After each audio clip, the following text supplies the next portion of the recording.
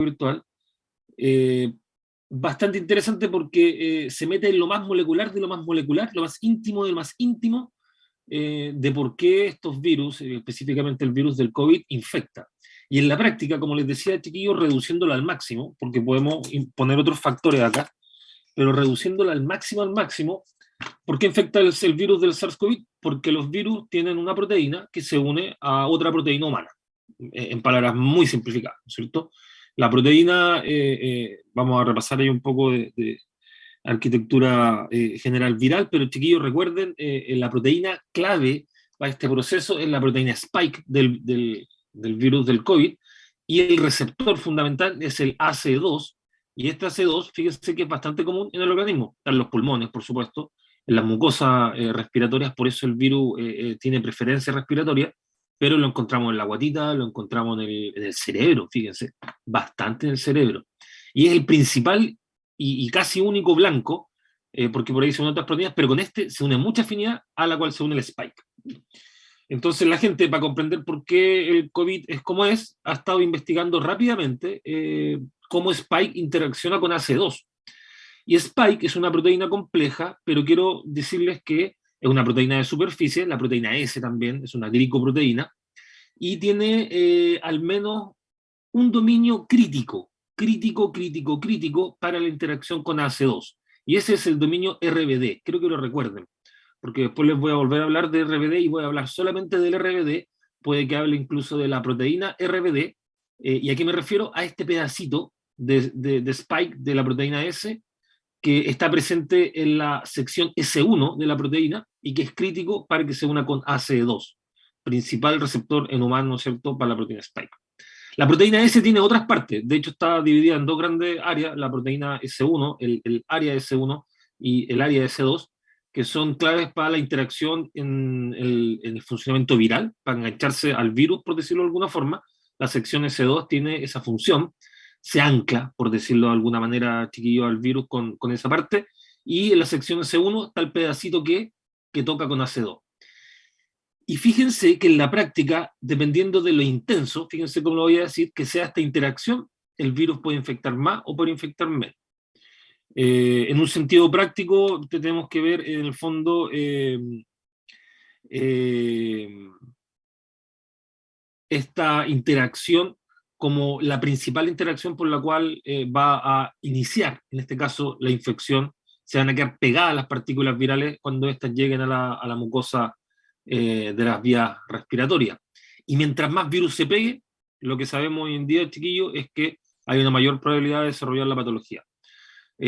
Por ahí, y vamos a hablar de eso, las variantes se comportan distintos, pero todo parte cuando el virus, ¿no es cierto?, en este caso se pega al hospedero.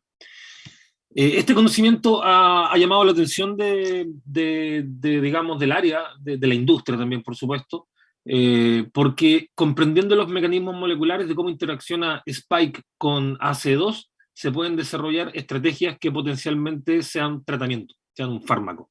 Las vacunas apuntan, en algunas de ellas, algunos tipos de vacunas, de hecho, apuntan a afectar esta interacción. Algunos tipos de tratamiento con antivirales apuntan a hacer que esta interacción se dé de menor forma también. Y derechamente, bueno, las vacunas que nosotros nos han puesto a la gran mayoría de la población apuntan a generar anticuerpos, antiproteína spike, en este caso específicamente dominio RBD, algunas de ellas. Hoy día las vacunas, la verdad, desarrollan anticuerpos anti varias secciones de esta proteína spike. Ahí está la calidad de la vacuna, y hay mucha investigación y algo de eso vamos a hablar, porque bueno, porque aparte están apareciendo variantes nuevas, entonces es un tema al menos útil de conversar. Este paper, que también va a estar disponible, chiquillo, se centra en la generación de moléculas que afectan la interacción de ACE2 con el dominio RBD de la proteína spike. Y básicamente propone que moléculas que intervengan con esta interacción son súper útiles para tratar la infección por COVID. Lo que vemos acá, chiquillo, es en este caso una diferencia entre el COVID-1 y el COVID-2. El SARS-CoV-2 es el que afecta críticamente a los humanos y tiene una proteína RBD bien distinta en algunos aminoácidos al SARS-CoV-1, que afecta a otros animales. Esto es clave de por qué este nos afecta a nosotros y por qué en el fondo, en este caso, hay diferencia con otros virus, porque el SARS los virus del SARS-CoV, los coronavirus son virus comunes, fíjense, en la naturaleza. Los coronavirus muy comunes, los SARS-CoV no son únicos, el que nos afecta a nosotros es el 2, pero ¿por qué no nos afecta el 1? En parte por estas diferencias en spike, chiquillos. Eh, y cosas interesantes. Las variantes nuevas que están apareciendo, la variante esta Omicron, la Delta, la variante brasileña, británica, sudafricana, afgana, hay un montón, hay como 70 variantes dando vueltas, chiquillos. La principal diferencia es que las mutaciones les gusta aparentemente, yo lo digo así, concentrarse en RBD. De hecho, la Omicron tiene 16 mutaciones en esta parte RBD, lo cual es un montón. Y por eso ha llamado la atención del área, porque parte de esas mutaciones le permitirían evadir parte de los mecanismos de toxicidad, interaccionar aparentemente, y eso no se sabe, en el caso de la Omicron. En eso están todos hoy día, chicos. ¿Quién están todos hoy día para decirnos si las vacunas funcionan o no?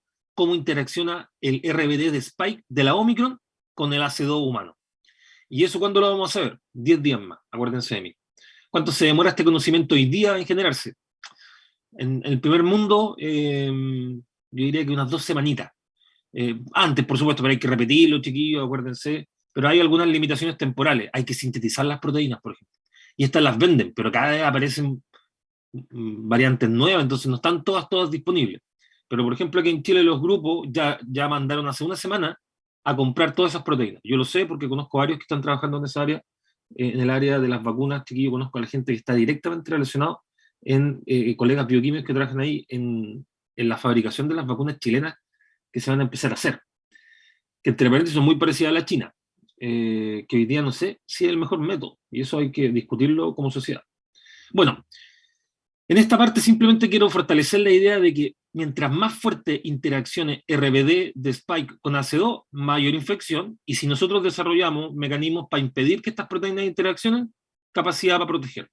Lo que se muestra acá es un poquito de la interacción entre estas dos proteínas. No se ve muy bien, chiquillos, pero fíjense, acá hay un pequeño péptido en amarillo, este CD3, que aquí da una vuelta, y está acá. Ahí, voy a dibujar ahí. Está con rojo, justo de rojo.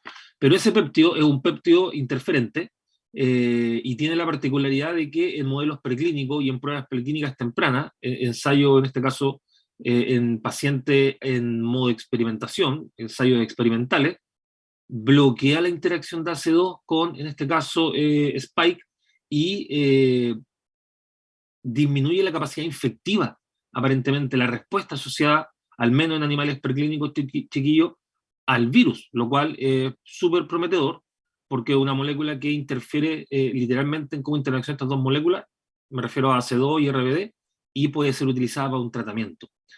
¿Qué se pretende hacer con esto, chiquillos? Se pretende desarrollar estrategias que se coloquen a nivel de las vías nasales, como un Fisiolin, no sé si lo ubican, pero en el fondo que inmunice, podríamos decir, las primeras partes donde los virus llegan, como las vías aéreas, y de esa forma generar estrategias para estar más protegidos. Y bueno, la clase de hoy se centra en un poco lo que nos pide la institución es que discutamos sobre cómo utilizar la biotecnología para enfermedades prevalentes. Entonces, es un gran desafío, porque yo quiero que lo conversemos desde el punto de vista del COVID. Sin embargo, quiero que le demos un poco estas dos áreas, cómo sacarle provecho a la biotecnología para el tratamiento, y lo que les mencionaba acá, estos tratamientos, chiquillos, podríamos decir. Si desarrollamos estrategias que impidan que AC2 interaccione con Spike, tratamiento.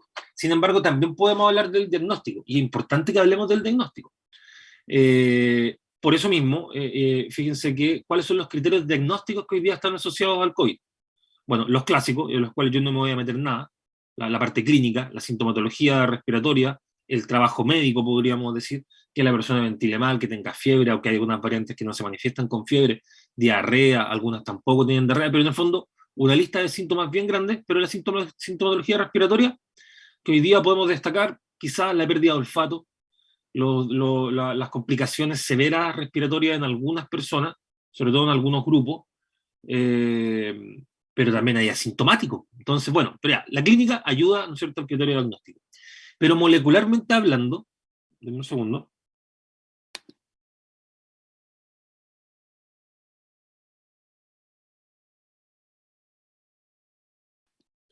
Molecularmente hablando, hay dos aspectos importantes y tienen que ver con la presencia viral, una forma de decir, chiquillo, está o no está, y la presencia de una consecuencia viral. Fíjense cómo lo dije. Está o no está la consecuencia. Y esta diapo trata de mostrar un poco ambas. ¿Cuál es la principal consecuencia que hoy día podemos medir y que de hecho tiene utilidad diagnóstica, por supuesto, también social, es la generación de anticuerpos? Y no sé si le ha tocado hacerse, bueno, PCR o en esto, pruebas de antígeno. Yo me he hecho varias de las dos. ¿Qué es lo que buscan esas pruebas? Anticuerpos, IgG o IgM. ¿Por qué? Porque son los principales mecanismos de memoria, ¿no es cierto?, humoral, de memoria inmunológica que los animales poseen. Tenía anticuerpos, quiere decir que tuviste virus. Ese es como el rollo. Y sí o sí, si tiene en este caso estas moléculas, me refiero a la inmunoglobulina, fue porque el virus pasó por ahí. Esta fotito que les muestro acá, fíjense, es de un artículo que ya les voy a mostrar en detalle, pero lo saqué de una página de noticias médicas bastante confiable, eh, y que tiene una gracia. En el fondo, que es que se le sacan, en este caso, linfocitos B a personas que han sido contagiadas por COVID, que no han estado vacunadas, ojo ahí, eso es interesante, que no están vacunadas, por lo tanto, es una suerte de respuesta, digamos, natural a la infección por COVID, y se le ve la capacidad de producir anticuerpos a las células que se le sacan a estas personas, y se testean algunas posibilidades, chiquillos, de qué tan buenos son esos anticuerpos para responder a las variantes que hoy día tenemos disponibles. Y acá en este artículo al menos hay tres variables: la británica, que es la más común, que es la B117, la brasilera, que es esta P1, y esta que es la sudafricana, la 1351. En este artículo que les voy a mostrar después no sale la delta, porque la delta, y tampoco sale la Omicron, por eso es la última en ir ido apareciendo, y por supuesto la literatura va a aparecer de manera abundante, ¿cuándo? 6 meses más. Delta ya están apareciendo algunas cosas, les traje un artículo de Delta, pero Omicron, de manera abundante, chiquillos, 6 meses más vamos a tener un montón de papers. ¿Por qué? Porque eso se demora el conocimiento en hacerse. ¿Y qué vamos a confirmar con eso en 6 meses más? Si las vacunas responden, el grado de certeza de cómo responde la vacuna. En 10 días más, 15 días más, vamos a saber como una estimación, vamos a empezar a escuchar las noticias, los científicos estiman que las vacunas protegen un 50%. ¿Y por qué pueden dar esos números los científicos? En parte por lo que trata de mostrar esta foto, por la capacidad de los anticuerpos de personas que han sido contagiadas de reconocer variantes que estén dando vuelta. Y de eso en parte vamos a hablar porque aquí hay mucha biotecnología, por eso. Ahora, la otra vez hablamos un poquito de PCR, yo no voy a hablar mucho más, pero simplemente quiero recordarles que el PCR, chiquillo, es una técnica de amplificación del ADN que utiliza unos partidores, cebadores o iniciadores, dependiendo de cómo le diga usted. En Estados Unidos le dicen primer, aquí a veces también le decimos primer, que es el que da la especificidad. El PCR que se hace para el COVID no es muy distinto, pero la principal variante es que se hace desde ARN. Recuerde que el virus del COVID es un virus de ARN. Por lo tanto, todo PCR que se hace desde ARN tiene un paso previo que se llama la retrotranscripción. En este caso, la conversión del ARN en ADN.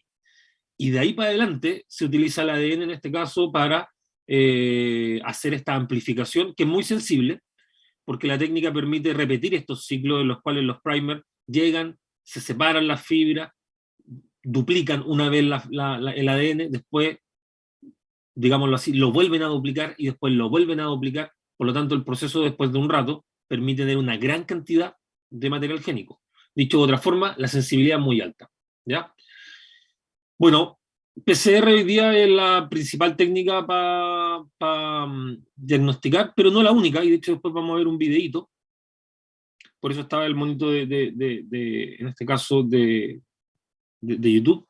Pero quiero que contrastemos un poco, porque ya hemos presentado que hay al menos dos formas de diagnosticar, en este caso, el COVID, viendo si está el virus. El PCR apunta a eso. ¿Está el virus o no está el virus? Por PCR sabemos. Y la consecuencia del virus, que es un poco lo que les decía, ¿cierto? La consecuencia, la presencia de la consecuencia. ¿Y cuál es la principal consecuencia? La presencia, en este caso, de inmunoglobulinas. Y esas son las que vemos en este caso por estos test serológicos. ¿Qué es lo interesante? Que los test sirven, claro que sirven. El videito que vamos a ver va un poco para reflexionar para qué sirve cada uno. Pero lo interesante es que las IgG fluctúan durante el proceso infeccioso. Y tenemos dos grandes grupos de IgG relacionadas con el COVID, tenemos más en la vida real, pero es la IgG y la IgM. Y ambas dos se producen en momentos distintos de la patología. La IgM se produce ampliamente al inicio, más que la IgG de hecho.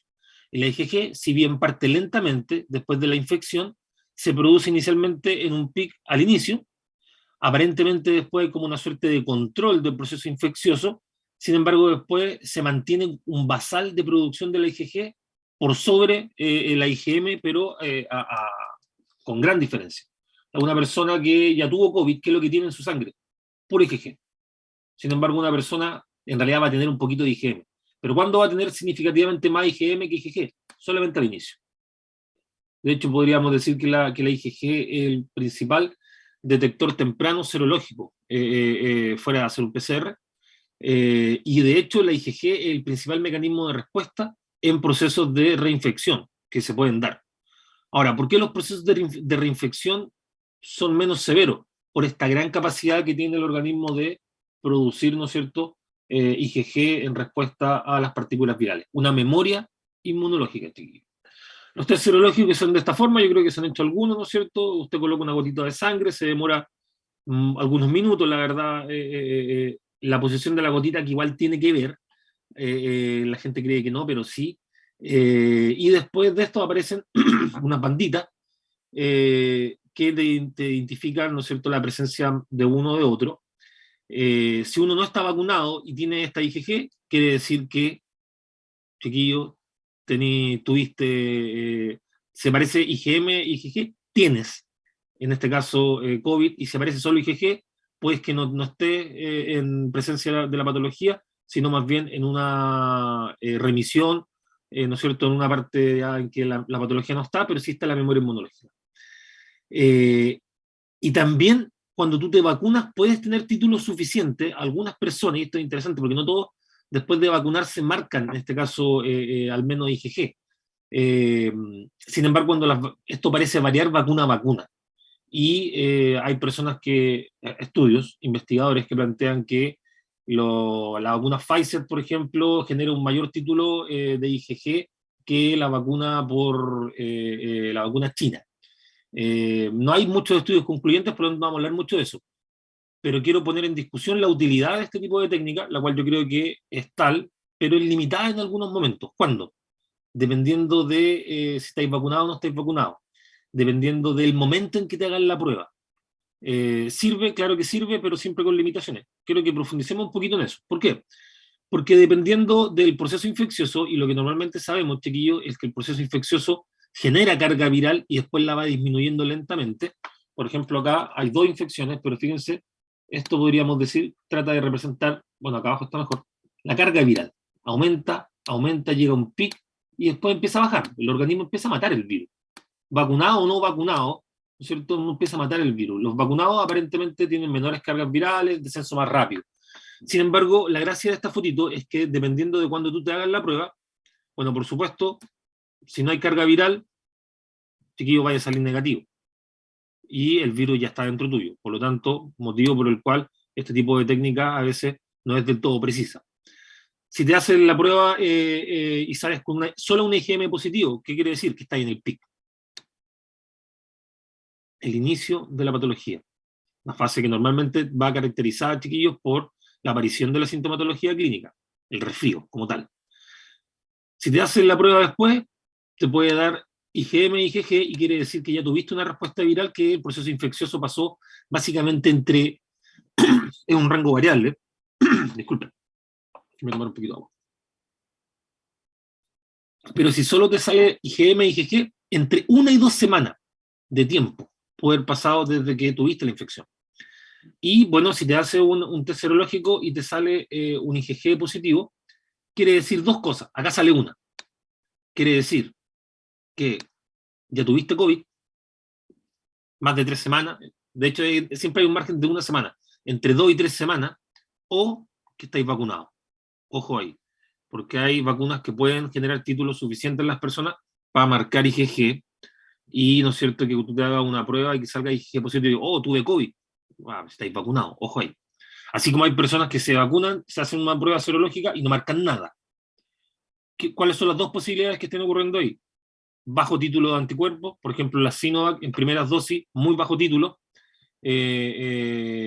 incluso en segunda dosis también es bajo el título, algunas, o la prueba serológica defectuosa, porque estas pruebas también dependen si el test se guardó, chiquillo, en el refrigerador. Hay gente que las guarda a temperatura ambiente, que creen que no pasa nada, pero sí, decaen. Nosotros los bioquímicos recomendamos guardar estos test serológicos para IgG en el refrigerador, por supuesto.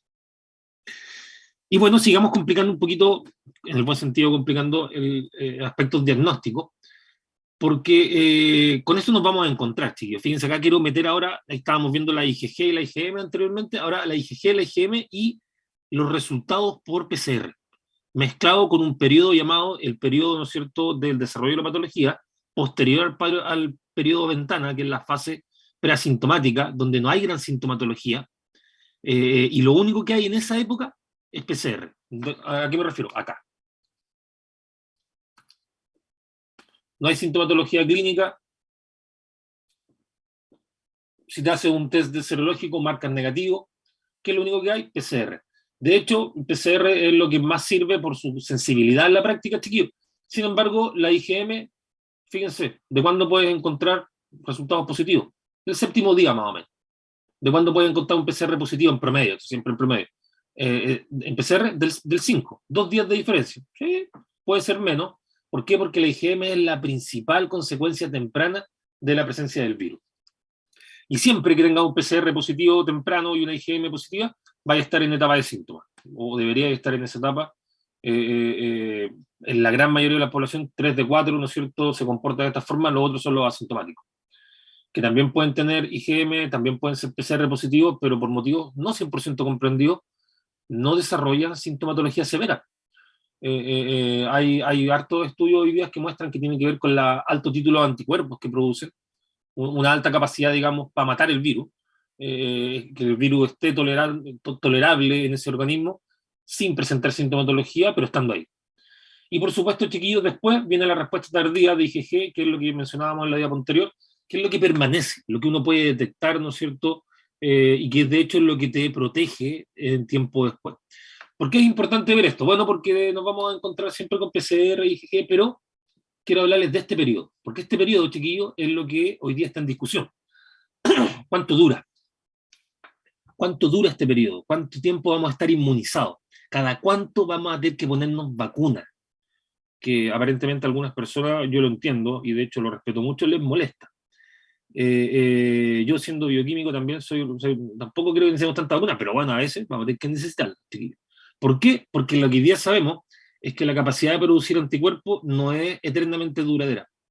De hecho, comienza a decaer, chiquillo, al mes después de que te inmunizan, y cae más o menos lento. Esta es una representación sacada nuevamente acá fíjense, de una página de noticias también bastante confiable, pero en un correlato máximo con la información que tenemos disponible hoy día por literatura. Pero una representación. ¿Y qué es lo que sabemos? Que algunos pueden decaer más lento. Y en general las personas, la inmunidad por vacunas dura fíjense, de 3 a 6 meses. Hay personas que le dura muy poco. La inmunidad por proceso infeccioso dura aparentemente de 5 a 8 meses. Es decir, uno está más protegido si tuvo COVID a que si no tuvo COVID. Y esto, en el caso de las vacunas, en un esquema de 2 dosificaciones. Recién están haciéndose las terceras dosis y vamos a saber con mayor precisión cuánto tiempo dura una tercera dosis. Lo que se sabe es que la tercera dosis potencia importantemente la respuesta inmune. Yo no les traje información sobre eso porque no quiero que pongamos en discusión si la vacuna funciona o no funciona. Si alguien tiene dudas, también plantéelo, no tengo problema. Pero yo voy a asumir que la vacuna genera títulos de anticuerpos. Y de hecho, la gente que tenemos Pfizer, perdón, Sinovac, que después nos ponen Pfizer, mejoramos el título de anticuerpo, pero así salvajemente. Por lo tanto, quizá un mensaje ahí para que los que se tienen que poner tercera dosis le pongan nomás. Hay una mano levantada, veo una manito que se levantó. Si es así, por favor, prende su micrófono. Dígame. de las pruebas, entonces la que tiene mayor especificidad de diagnóstico es la PCR. Sensibilidad, diría la palabra Tiene utilizada. mayor Sensibilidad. sensibilidad. Perfecto, profe. Tiene Va- mayor sensibilidad. Sí, sensibilidad. Ok. Porque ¿qué es precisión? Que en el Claro, fondo exacto. el resultado cuando dé positivo que correlacione con la presencia de la patología. La IgM es súper precisa igual. Si tú tienes IgM positiva para COVID, porque es la IgM específica para COVID, no cualquier IgM, es altamente precisa, altamente precisa. Sin embargo, es sensible, es menos sensible que el PCR. O De sea, tú acuerdo. podrías salir negativo porque tienes poquita respuesta inmunológica. Ponele tú que tengáis un sistema inmune que no responde mucho. Por ejemplo, es un supuesto. Bueno, tus títulos de anticuerpos podrían ser bien bajos, bien bajos. Y estar bajo el nivel de detección significa que la prueba no va a resultar. Sin embargo, tenía el virus ahí. ¿Okay? En la práctica tenemos esto, tenemos frente a estas tres pruebas, porque esto es lo que tenemos hoy día para diagnosticar, aparte de la clínica. En lo molecular tenemos PCR y la IgM. Y este es un cuadrito, ¿no es cierto?, de posibilidades, en las cuales si tienes solamente PCR positivo, IgM negativo, IgG negativa, la interpretación que hacemos de esto es que está en etapa presintomática. No se presume que tu sistema inmune, o sea, aquí se asume que tu sistema inmune responde. Por lo tanto, si no está en la IgM, básicamente está en una etapa muy temprana. Eh, los asintomáticos pueden comportarse de esta manera importantemente. Podemos tener PCR positivo, IgM positivo o negativo, eso es que puede ser o no puede ser, IgG positivo o negativo, y si eso es así, podría estar en una fase inicial también. Pónganle ustedes que estas dos salgan negativas. Chiquillos, se podría confundir con una etapa presintomática, pero está ahí en una etapa inicial. ¿Qué es lo único que tienen en común? Que el PCR sigue dando positivo. El PCR también puede fallar por varios motivos, desde el hisopado, de hecho ahora vamos a ver un video para reflexionar sobre eso, desde el hisopado hasta algún error, en este caso analítico, operario, puede ser. Es poco frecuente, pero ocurre, porque tenemos controles internos, y puede ser positivo o no, pero ¿qué pasa si solo está la IgM? Está en una etapa ya de la segunda semana para adelante, porque la IgM, nuevamente, chiquillo, es de respuesta inicial. Después empiezan a aumentar los títulos severamente. Y el principal llamativo acá es que aumenta el título de IgM, claro que sí, pero va de la mano con la aparición de un aumento del título de IgG. Y cuando aumenta el título de IgG, cuando vemos un pic de IgG, ya quiere decir que estamos en una etapa poco más tardía, que la patología avanzó. Y derechamente, si solo tenemos IgG presente, es que ya estáis en una etapa de superación de la patología, probablemente sin síntomas, en la cual ya fuiste infectado y alguna gente que ha tenido COVID se ha dado cuenta así. Van, se hacen una prueba serológica, oye, pero ¿cómo si no estoy ni vacunado? Y el IgG positivo, ¿qué significa? Que básicamente, ¿no es cierto?, está ahí en este caso que tuviste COVID y no te diste ni cuenta. Yo conozco un par que le pasó eso. Esta diapositiva ya la mostré, simplemente quiero recordar que hoy día esto se hace de manera seriada, que en caso del diagnóstico requiere de inactivar las partículas virales.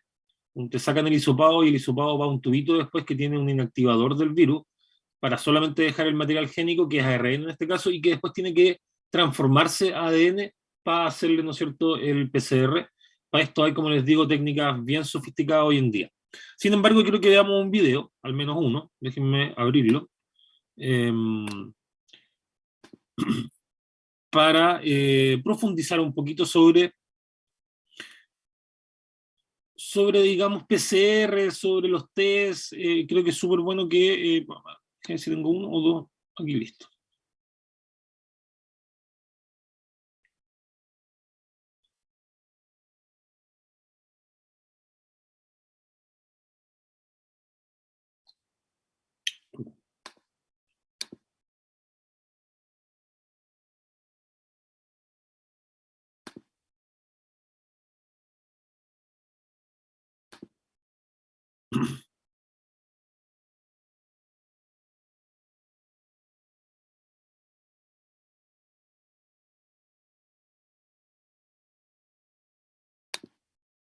Es necesario.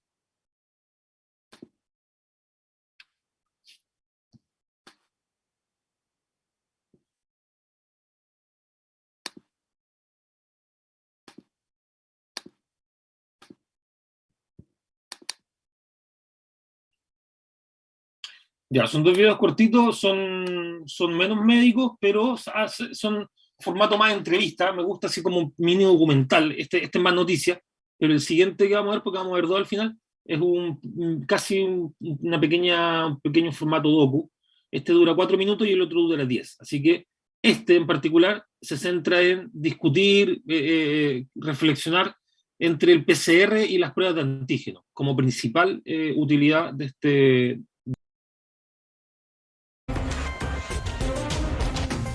Bienvenidos a 5 minutos con. Hoy nos acompaña Carlos Eduardo Pérez, médico infectólogo de la Universidad Nacional de Colombia. Vamos a hablar de los test, las pruebas que se hacen para detectar los contagios del coronavirus, en especial una variedad, las pruebas de antígeno. Bienvenido, doctor Pérez, a France 24. Empiezo por preguntarle, durante todos estos meses se ha insistido mucho en confinamientos, distancia social, uso apropiado de tapabocas para combatir la pandemia de COVID-19. Pero las pruebas son igualmente importantes para enfrentarla. ¿Por qué? Es muy importante que entendamos, Valentina, que es necesario aislar a las personas que portan el virus. No necesariamente son sintomáticas y si son sintomáticas que tengan el coronavirus. Estas pruebas cada vez son más fáciles de hacer para poder detectar que estas personas enfermas se aíslen efectivamente con su grupo familiar. Y así podemos establecer los aislamientos selectivos y poder contener para que haya evitar la transmisibilidad en la comunidad.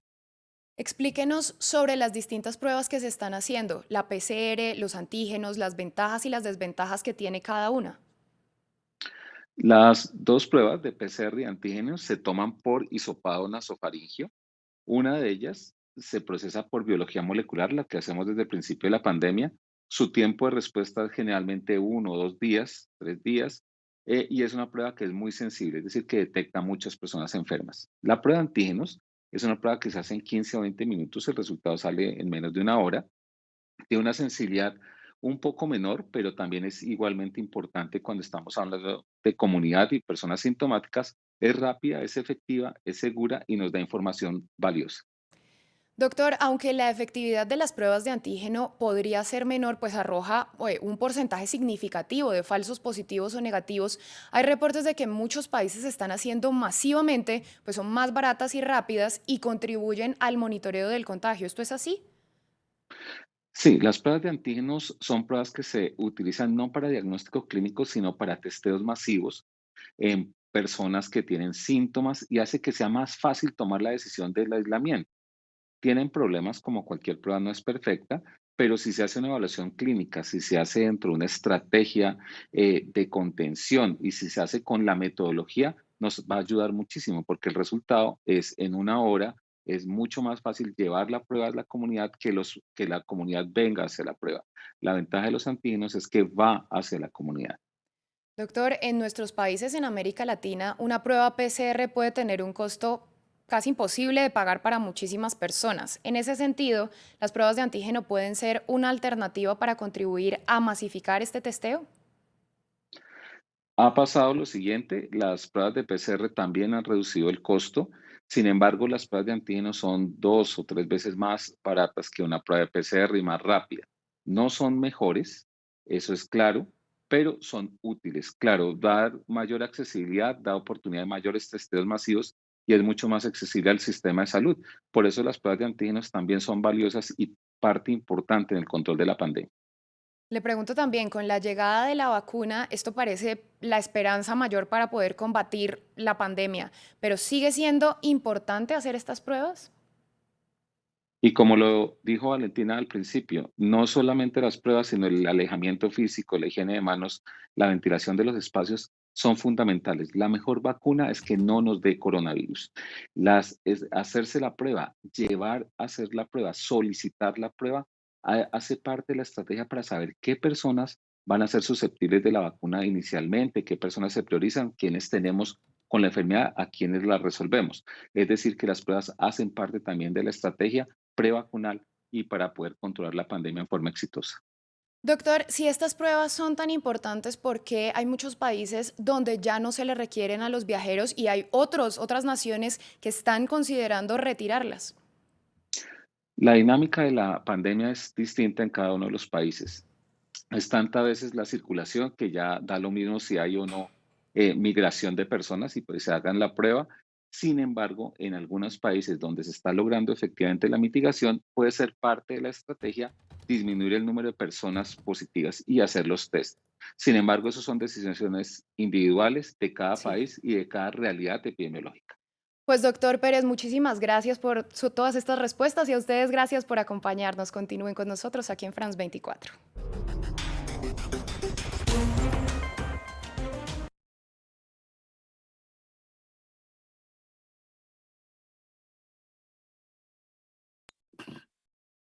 Pasar al primer video cortito, simplemente para que reflexionemos en que son técnicas, por supuesto, distintas, con sensibilidades distintas y útiles para momentos distintos. Algo que no se dijo con suficiente énfasis, pero que hay que tenerlo presente, es que hoy día necesitamos metodologías rápidas y la biología molecular se demora, la verdad es que se demora un día.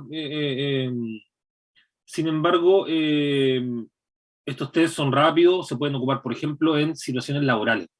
Las empresas que tienen turno, que cambian de turno, deberían tener implementado, y de hecho varias lo tienen, este tipo de pruebas. Y gastan cantidad de millones en pruebas serológicas, pero con un 85% de certeza pueden encontrar personas con COVID. Se te escapa el otro 15%. Se te escapa una fracción de verdad, pero al menos estáis haciendo una búsqueda activa de casos y si te sale alguien positivo, lo mandáis para la casa y aisláis a todo el grupo, ¿no es cierto?, que estuvo cercano con él. Hay hoy día incluso, chiquillos, algunas empresas que utilizan pulseras para saber en el fondo qué tanto han interaccionado sus trabajadores, de tal manera de que sea más fácil la trazabilidad. Ya, último video y seguimos con metiéndonos un poquito más en la respuesta moral de los virus del COVID. Aprovecho de recordar para quienes hayan llegado, chiquillos, que puse a disposición y ahora activé la capacidad de edición de un link en la página del campus virtual para todo aquel que le deba alguna prueba, o usted me deba alguna prueba, dependiendo cómo lo queramos ver, se anote ahí. Yo sé que varios de ustedes han escrito correo, pido disculpas, ¿no es cierto?, pero estamos ahí coordinando, centralizando, digamos, tomarle la prueba a todas las personas, ojalá en un mismo día. Así que para eso necesito primero identificarlos a todos, y por eso les pido que aquel que deba prueba se anote en este link que está en el campo virtual. Vamos con el video. PCR, el acrónimo más nombrado de los últimos meses.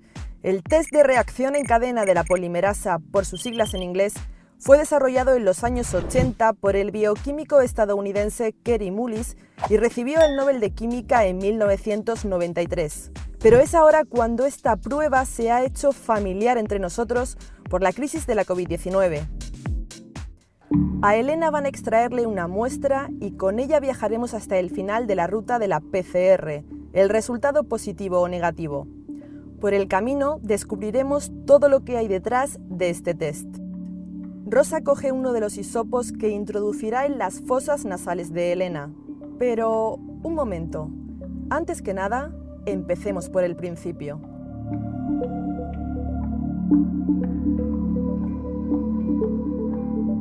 La técnica de PCR lo que busca es detectar ese RNA viral. El molde para una reacción de PCR es este RNA. Nosotros lo tenemos que transformar en DNA porque es un paso intermedio, de hecho se llama retrotranscripción a este proceso, y luego hacemos una PCR. La PCR es como una fotocopiadora, es una técnica que amplifica, que copia muchas veces el material genético de este virus. Esa técnica de amplificación lo que hace es que esta técnica sea muchísimo más sensible que otras, porque pasa por ese proceso de amplificación. Y la muestra, la toma de muestra, o es el hisopo nasofaríngeo o es una muestra de saliva. El test de antígeno lo que busca es identificar proteínas de la nucleocápside del virus. La muestra nuevamente puede ser o un hisopo nasofaríngeo o saliva, pero ahí no busco el RNA viral, ahí busco una proteína concreta de la nucleocápside del virus. El test de antígeno y el test de PCR tienen su validez en el mismo momento, por delante y por detrás del momento en el que la infección es mayor. El tiempo cero aquí sería el punto de mayor infectividad. Una semana antes ya puedo empezar a detectar antígeno y también hasta una semana después.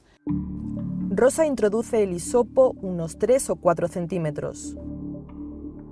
Luego recoge la muestra nasofaríngea, saca el hisopo y rápidamente lo introduce en este tubo donde está el reactivo que inactiva el posible virus, un proceso que repite en el segundo orificio nasal. La toma de la muestra no acaba aquí. Antes de seguir, descubramos de dónde vienen y cuánto nos cuestan estos kits de PCR. Las respuestas las tiene Elena García Sevillano, periodista de El País, con la que nos encontramos en el Instituto Nacional de Gestión Sanitaria. España compra los kits de PCR, sobre todo en el extranjero, a empresas de las que tiene que importar la producción. Son, por ejemplo, Roche, Qiagen, Biomérieux o Thermo Fisher. Pese a ello, hay empresas españolas que también fabrican kits de PCR, que son kits semiautomatizados, o sea que facilitan el proceso, de manera que no tenga que ser tan laborioso.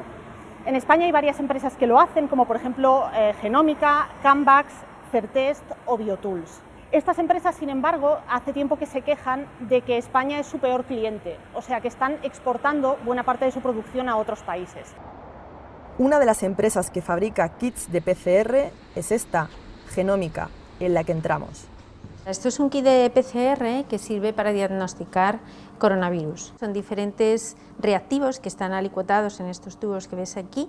Todos ellos se van a mezclar con el DNA, con el RNA proveniente del paciente. Nosotros tenemos la capacidad para hacer, por ejemplo, entre 40 y 60.000 PCRs o test de PCR semanales, pero también depende un poco de qué demanda tengamos. Cuando empezó la crisis, más o menos se pagaba unos 25 euros por cada determinación con estos kits. Ahora el precio ha bajado un poquito y ya está entre 17 y 18 según los laboratorios de microbiología de los hospitales. Es complicado saber cuánto cuesta hacer PCRs en España o cuánto llevamos gastado en todo este tiempo, porque una parte de esas PCRs, una parte pequeña, la ha comprado el Ministerio de Sanidad a través del Instituto Nacional de Gestión Sanitaria, el INGESA, que tenemos a mis espaldas, y otra parte, la mayor parte, más de un 90 y tantos %, la han comprado las propias comunidades autónomas o incluso los propios hospitales. Podemos tener alguna aproximación. Por ejemplo, entre marzo y abril, el INGESA gastó cerca de 100 millones de euros en comprar todo tipo de test. Y luego las comunidades podemos estar hablando de cientos de millones de euros. Rosa coge el tercero y último de los hisopos que necesita. Lo introduce en la laringe de Elena y recoge otra muestra, esta vez de su saliva.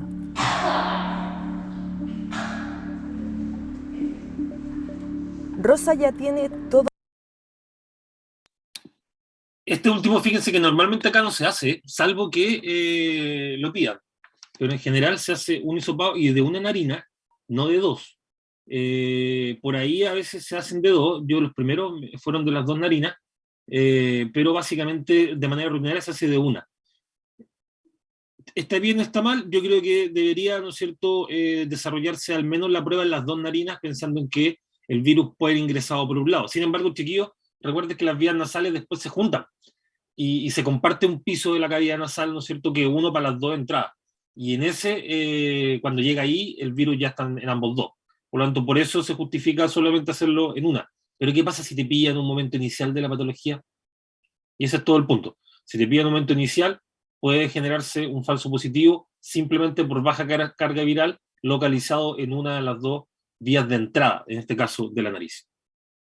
Ojo ahí.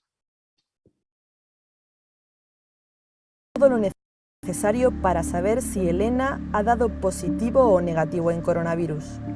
A la espera de los resultados, conozcamos quiénes están obligados a hacerse la prueba en España.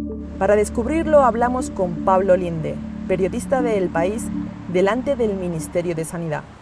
El Ministerio de Sanidad establece un protocolo común a todas las comunidades autónomas que obliga a hacer pruebas PCR a todas las personas sospechosas de coronavirus, así como sus contactos cercanos o grupo burbuja en el caso de las escuelas. Hay una excepción en lugares donde hay muy alta incidencia del virus, permiten no hacer pruebas a estos contactos estrechos y directamente aislarlos. Los datos de positivos que publica cada día el Ministerio de Sanidad provienen de las comunidades autónomas, de sus hospitales y de sus centros de salud, pero también de laboratorios privados que están obligados a enviar cada día los positivos de sus pruebas. Elena rellena los documentos necesarios para recibir el resultado de su prueba. Mientras, Rosa recoge las muestras para enviarlas al laboratorio. Bien, la muestra puede venir de dos ámbitos, el ámbito hospitalario, de pacientes ingresados o pacientes de urgencias o pacientes de las consultas, o del ámbito de atención primaria. Cuando es del ámbito hospitalario, generalmente las muestras las trae un auxiliar en este tipo de contenedores en mano, y cuando vienen del área, generalmente vienen con unos sistemas de seguridad biológica que son bastante seguros. Lo que hacemos a continuación es darla de alta en nuestro sistema informático. Una vez que hemos puesto aquí el volumen de las muestras, que son 202 microlitros, lo llevamos al extractor de ADN, lo colocamos y simplemente tenemos que colocar estas puntas .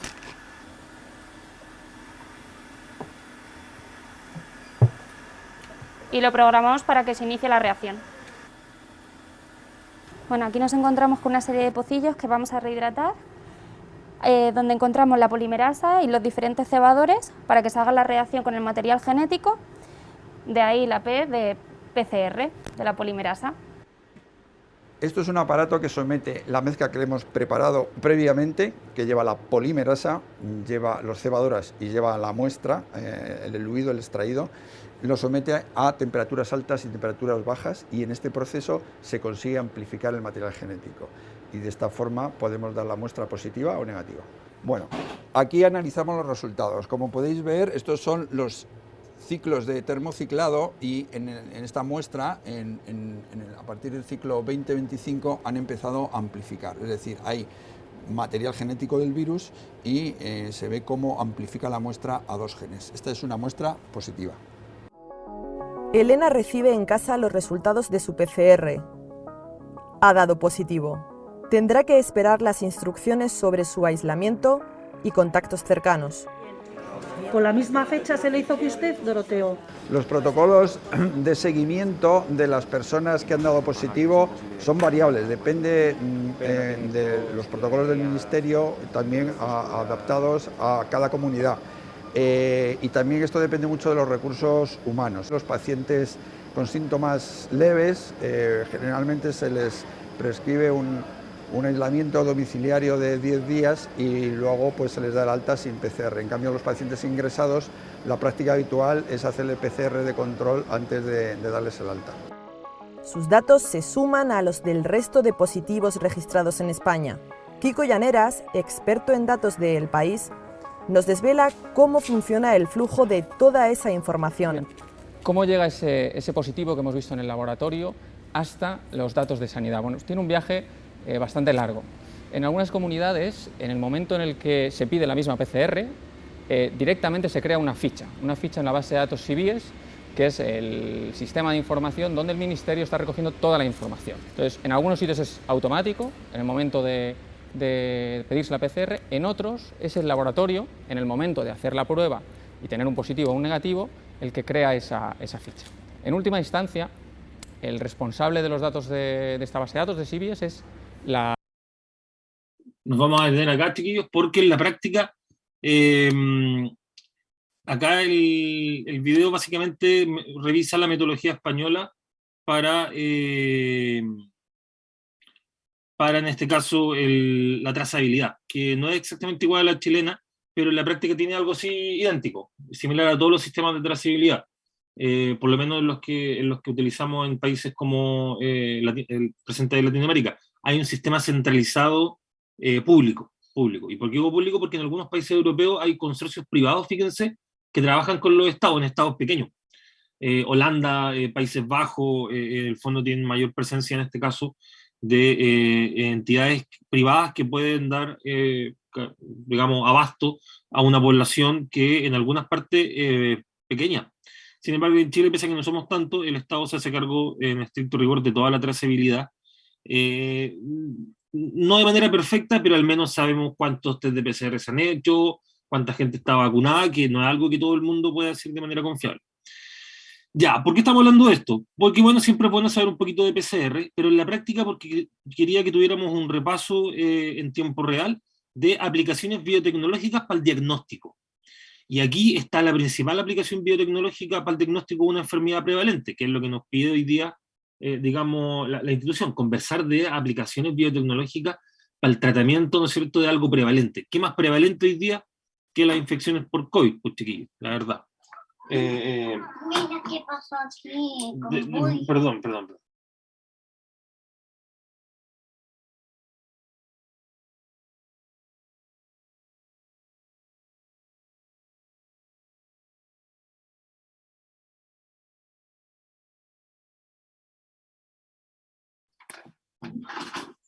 Disculpen, chiquillos, fui invadido aquí transitoriamente. Las aplicaciones biotecnológicas son importantes, chiquillos. Son la clave de la clase de hoy, pero no quiero centrarlas solo en el diagnóstico. Sin embargo, sí quería que visibilicemos la utilidad del diagnóstico. Quiero que ahora nos vayamos un poco hacia dos ideas. Uno, hacia una idea que muestra esta diapo, la capacidad de responder, chiquillos, de las células inmunes, para hablar de la memoria inmunológica, cuánto tiempo estamos inmunes, estamos inmunizados de igual forma para todas las vacunas. Dicho de otra manera, los anticuerpos que generan las vacunas sirven para combatir eficientemente otros virus que tienen otras spike y otras proteínas. La verdad es que no lo sabemos 100%, pero se llama. Ahora, parte de la utilidad de esto tiene que ver con esto, con impedir, ¿no es cierto?, en este caso, que los anticuerpos anti-spike, los anticuerpos que generan las vacunas, impiden esto. Hacen, no todos, chiquillos, pero intentan impedir esto. ¿Por qué no todos? Porque, chiquillos, si a ti te ponen 2 dosis de vacuna china, con 50% de probabilidad te puedes volver a infectar. Si te ponen Pfizer, con un 20% de probabilidad te puedes volver a infectar. La Pfizer aparentemente impide más que las personas nos infectemos, pero igual no es 100%. AstraZeneca y CanSino tienen mayores niveles de protección, pero aparentemente hay una fracción, siempre un riesgo de volver a infectarte incluso estando vacunado. ¿Contra qué variantes se hicieron las primeras vacunas? Principalmente 3. Británica, brasilera y sudafricana. Son las 3 que están dando vueltas las principales vacunas, chiquillos, que están disponibles. Cuando salió esa primera generación de vacunas no estaba el pic de la Delta, ni mucho menos la Omicron. Por lo tanto, la pregunta hoy día es, ¿las vacunas hechas contra esas variantes, brasilera, sudafricana, británica, sirven efectivamente contra la Omicron? ¿Sirven contra la Delta? La respuesta está en esta interacción. Y por eso vamos a hablar un poquito de la biotecnología de esta interacción. Y fíjense que una aplicación biotecnológica que va a ir en aumento, y que de hecho hay cosas bien interesantes, es la creación de anticuerpos. ¿Cómo? Ok, nosotros inmunizamos a alguien para hacer anticuerpos. Claro que sí, eso es una vacuna. Pero ¿qué pasa si hacemos un anticuerpo in vitro y se lo inyectamos a una persona? Una dosis de anticuerpos, lo inmunizamos artificialmente. Esto que suena un poco loquillo, no es tan loquillo, se está haciendo para enfermedades virales complejas, chiquillos, de cuadros severos, como el ANTA. Que usted podrá pensar, el ANTA, espero que lo conozca, porque están muchos en la sede del norte, chiquillos, en el norte no hay mucho ANTA.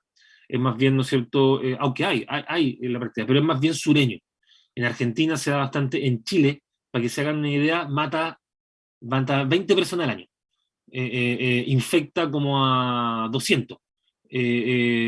Mata como a 20. Oye, 10% de la gente se muere con ANTA. Es un montón, digámoslo así. Y lo otro es que tiene opciones de tratamiento, pero el cuadro clínico generado es muy, muy severo. Respiratoriamente hablando, es muy, muy severo, y por eso las personas se mueren. Yo personalmente la semana pasada tuve que ver a un conocido de un sureño, músico, que falleció por ANTA, por tumón. Llegó al servicio de salud, dio PCR negativo y lo mandaron para la casa, fíjense. Porque hoy día como que el COVID dominó el sistema sanitario, entonces no tenéis COVID, ya estáis listos. Estáis para la casa y pasáis el resfrío, pero hay algunos resfríos de severidad. Y el cabrón tenía ANTA. Chuta. Ya, mal. Pero lo más mal es que no tenemos tratamiento efectivo ni siquiera vacuna, para la ANTA. Bueno, hay personas en Chile, de hecho, y en el mundo, que están interesados en hacer vacunas para este tipo de personas, incluso si se mueren 20 personas al año. Nosotros acá en mi facultad donde yo trabajo, en la U de Conce, hay una colega, la María Inés Barría, una de las mejores científicas que hace anticuerpos. ¿Y qué es lo que hacen ellos, chiquillos? Toman a los pacientes que sobreviven, que han tenido ANTA, le sacan sangre y les purifican células productoras de anticuerpos y purifican los mismos anticuerpos. Le sacan anticuerpos a aquellas personas que han sobrevivido a la patología. ¿Cuál es la analogía? ¿Y por qué estoy hablando de ANTA si me estaba hablando del COVID antes? Porque se hace algo parecido para el COVID. Los asintomáticos, por ejemplo, ¿por qué los asintomáticos son asintomáticos? ¿Qué onda? Ya, tráiganme un asintomático para acá. Saquémosle sangre a ese asintomático y veamos cómo produce anticuerpos ese asintomático. ¿Cómo son los anticuerpos de los asintomáticos? ¿Por qué son distintos de los que no son asintomáticos? Y no, aparentemente son parecidos. Pero el título parece ser distinto, chiquillos. Los asintomáticos tienen una buena capacidad de responder rápido. Pero podríamos decir que tienen un buen sistema inmune. Bueno, les quiero hablar un poquito de esto de hacer anticuerpos, porque hace mucho tiempo tenemos la capacidad de hacer anticuerpos en el área. Sin embargo, estos anticuerpos se purifican primeramente, se sacan células que producen estos anticuerpos, se purifican los anticuerpos, y después uno puede testear los anticuerpos, chiquillos. Y la gracia de testear los anticuerpos es que uno puede saber qué anticuerpo funciona mejor. Y para eso tú puedes exponer a los anticuerpos purificados con partículas virales y ver qué tanto se pega el virus o la partícula viral o la proteína de la partícula viral al anticuerpo generado. Y eso es una suerte de mecanismo de respuesta rápido para saber si el anticuerpo que se genera es efectivo o no contra una proteína viral. Y es precisamente lo que está haciendo el área de la salud para saber si, por ejemplo, la RBD de la Omicron es efectiva contra los anticuerpos que generan la vacuna Pfizer, la vacuna Sinovac, la vacuna CanSino, la vacuna AstraZeneca, que son las que principalmente andan dando vuelta acá, Sputnik también, un poco lo mismo. Los títulos de esos anticuerpos, los anticuerpos que se generan, ¿reconocen bien a la RBD de Omicron, a la RBD de la Delta? Ahí está la, ¿cómo se llama?, biotecnología hoy día dándole como caja a ese tipo de técnicas. Por supuesto, también se prueban en animales. Y el problema con los virus respiratorios, y el ANTA es un problema, es que, por ejemplo, hoy día en Chile hay 2 lugares donde uno podría hacer un ensayo en animales con antivirus. En esos mismos 2, tú puedes hacer ensayos con virus del COVID. El ISP en Santiago, la Chile, en una facility de la Chile que está no habilitado, y un tercer lugar sería un lugar en la U de Conce que también tiene un facility, pero que no está autorizado por la autoridad sanitaria, pero tiene todo lo necesario para poder hacerlo. ¿Qué es lo necesario, chiquillo? Una cámara NASA. Tú entras ahí, digámoslo así, como si fuera ahí al espacio. Chiquillos, los anticuerpos se pueden purificar, y cuando uno los purifica, uno les puede hacer pruebas, que es un poco lo que les estoy hablando, y la gracia de estas pruebas, y no se preocupe con lo complejo de esta tabla, porque simplemente quiero mostrarle que el nivel de afinidad que tienen los anticuerpos contra las partículas virales es de rango nanomolar, bajito, muy bajito. Y de hecho uno puede hacer pruebas de unión y uno puede hacer pruebas de neutralización, no son lo mismo.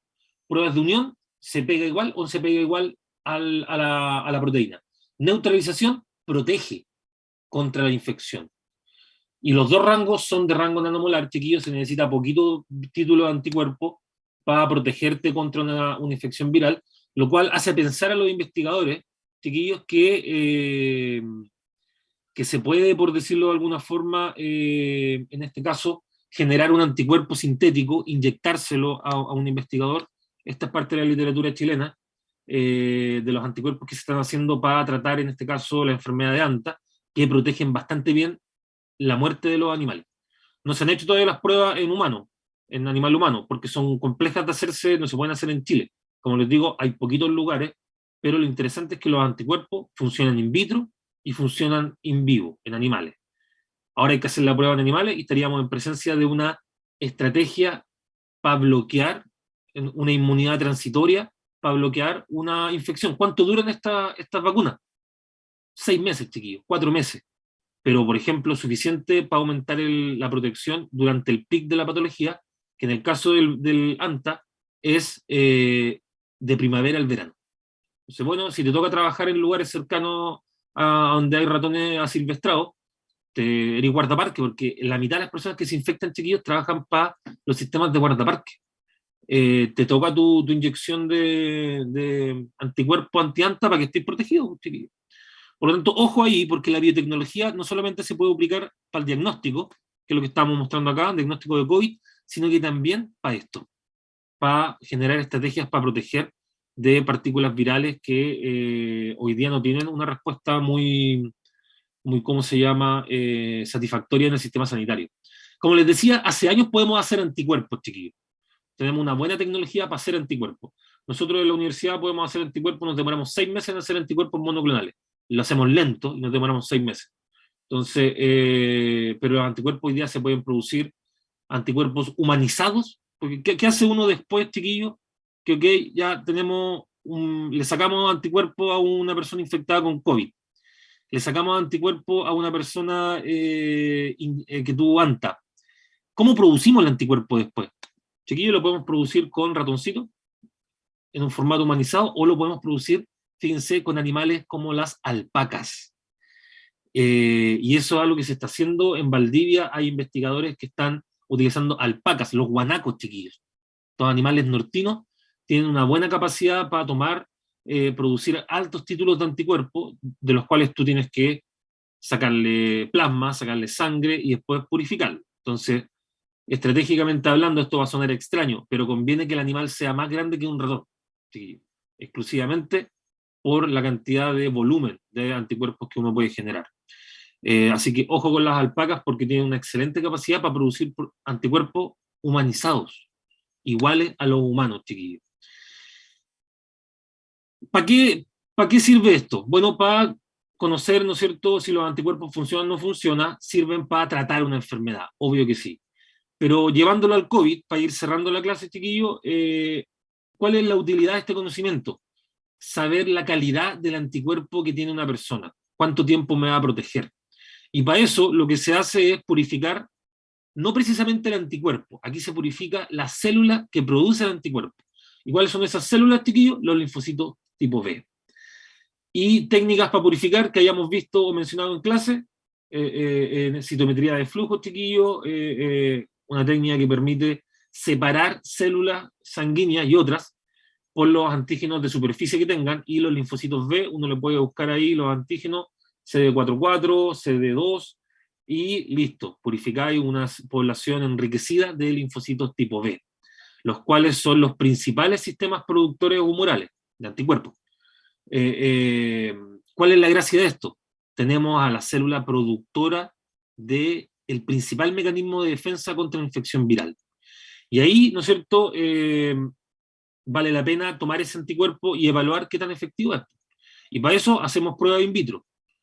Y lo interesante de eso es que las pruebas in vitro las hacemos utilizando la partícula viral, el RBD, y la podemos hacer utilizando el ACE2, el receptor, chiquillo.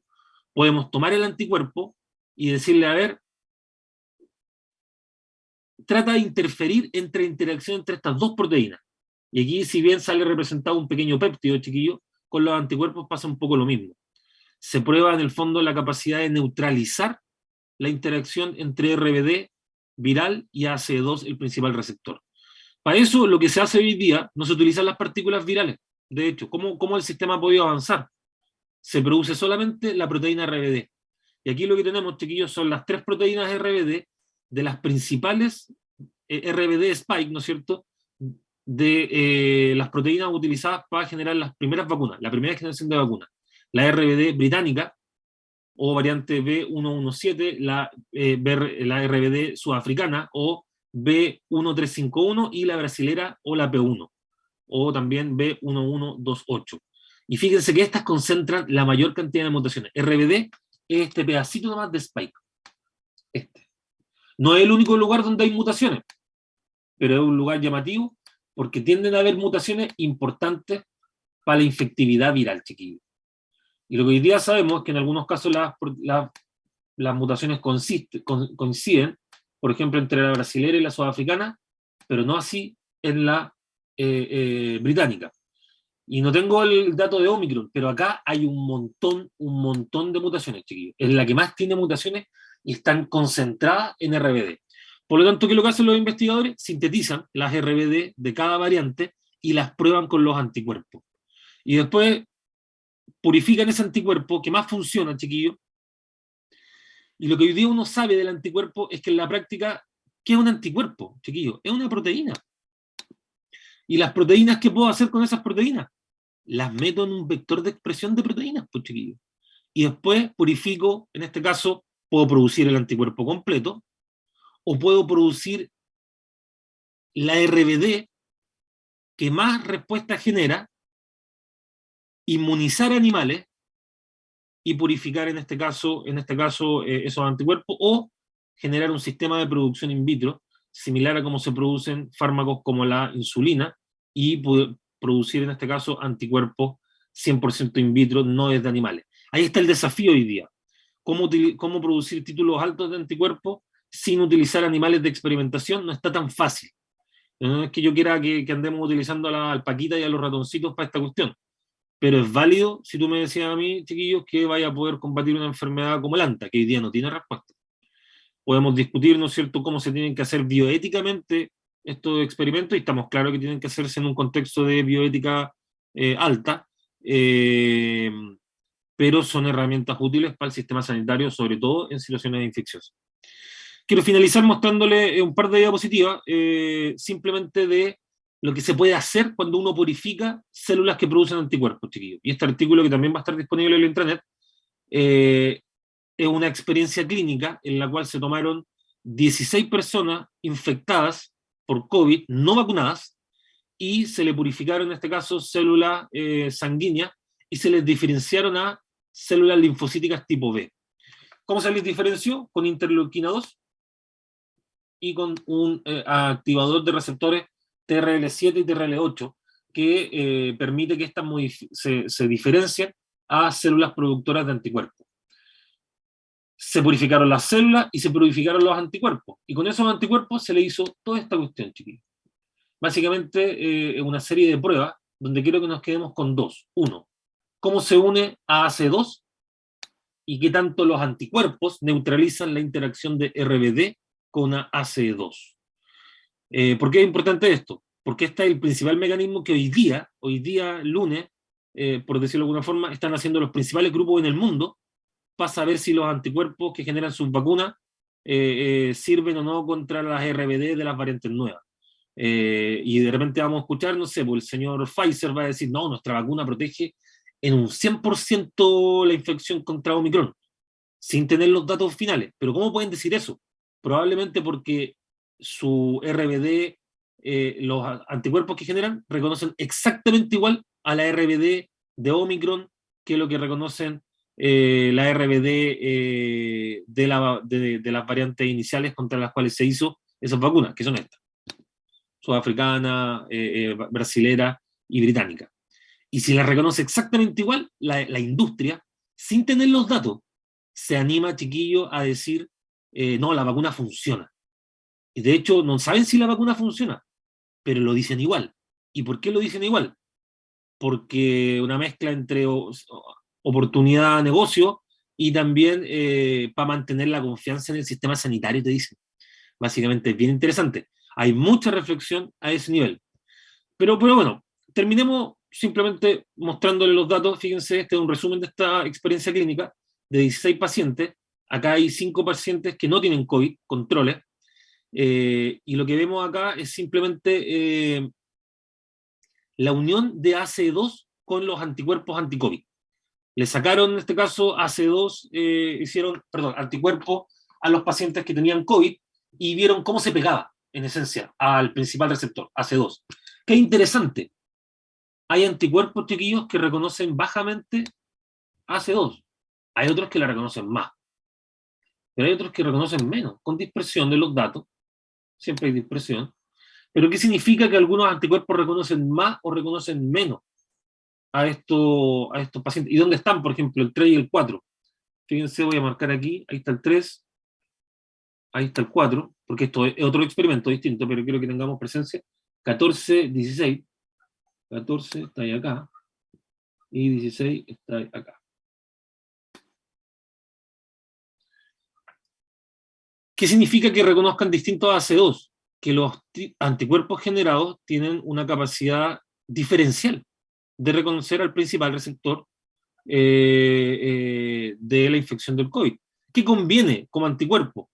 Bueno, conviene un anticuerpo que se mueva en este rango, en general. Eso es lo que se acepta, que reconozca bien AC2. Esos son los anticuerpos que quieren las personas. La industria más que las personas. Sin embargo, personas no vacunadas presentan una dispersión importante en la producción de anticuerpos y en la capacidad de estos para reconocer, en este caso, AC2. Dicho de otra forma, estos de acá van a ver a AC2 que no las van a reconocer. Y el virus, si está ahí presente, probablemente va a infectar igual. Por otro lado, la otra prueba es la reactividad a RBD. ¿Qué tanto? Porque esto es que el anticuerpo reconozca AC2, y esto de acá abajo es qué tanto el anticuerpo es capaz de reconocer a RBD en una suerte de capacidad de interferir entre la interacción RBD y AC2, chiquillos. Y lo que sabemos, y acá hay una comparación, este gráfico está resumido acá, en el cual se separan ahora todas las variantes británicas, todas las variantes sudafricanas y todas las variantes brasileras. Y fíjense lo siguiente, separado ahora no por paciente, porque acá el gráfico sale por paciente, pero por colorcito, fíjense cómo se comportan. Bueno, aquí los controles eran europeos, entonces estos son básicamente variantes británicas. Sin embargo, fíjense la variante sudafricana, fíjense la variante brasilera. Son, en este caso, reaccionan de manera distinta a RBD. ¿Qué quiere decir esto? Que dependiendo de la partícula viral, la capacidad para reconocer, en este caso, a RBD va a ser bien distinta. Y es importante aquí ser preciso. ¿Cuán distinta? Hasta un 50%. ¿Y por qué es importante eso? Porque es el rango de variabilidad que tienen hoy día probablemente cualquier estrategia de vacunación. De ahí para arriba.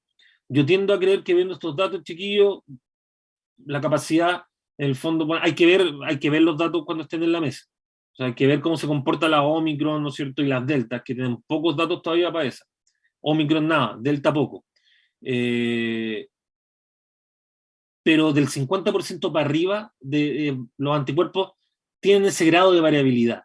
Los anticuerpos generados incluso, en este caso, porque estos son los anticuerpos generados por personas que se infectaron por estas variantes. Se infectaron por la variante británica, se infectaron por la variante sudafricana, se infectaron por la variante brasilera. Generaron anticuerpos, los investigadores tomaron esos anticuerpos y los enfrentaron a RBD, wild type, normal, de una persona común y corriente, digámoslo así. Y se dieron cuenta que hay variantes que reconocen distinto a estos anticuerpos, reconocen distinto a esas variantes de RBD.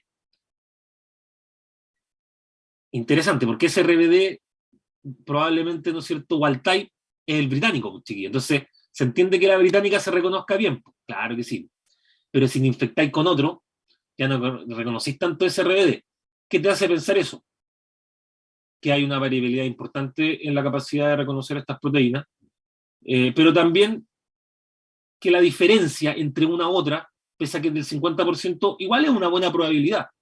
Nos da margen de chances, chiquillos, de que de ahí para arriba vamos a estar protegidos. Pero no es tampoco en la práctica.